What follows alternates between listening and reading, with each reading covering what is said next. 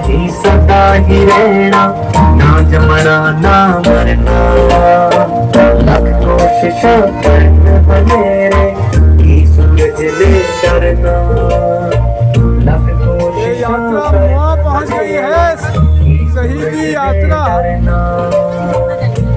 सिख समाज छत्तीसगढ़ की तरफ से आयोजित जो यात्रा है, वो यात्रा में आप देख रहे हैं कि ये यात्रा यहाँ पे पहुँच गई है और यहाँ स्वागत के लिए सारे लोग खड़े हुए हैं। यहाँ पे ये पूरे छत्तीसगढ़ की यात्रा करने के बाद में रायपुर में स्वागत द्वार रामा भाटा था। रामा भाटा के बाद में ये यात्रा यहाँ रायपुर के मुआ में पहुँची है। ये यात्रा मुआ में देखेंगे आप, ये शहीदी यात्रा जो है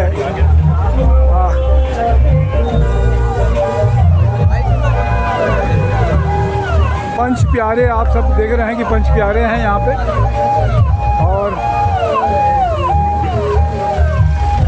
ये पालकी साहेब है पीछे में जो देख रहे हैं हम, और पालकी साहेब के साथ में पंच प्यारों की स्वागत की है ये यात्रा पूरी की पूरी।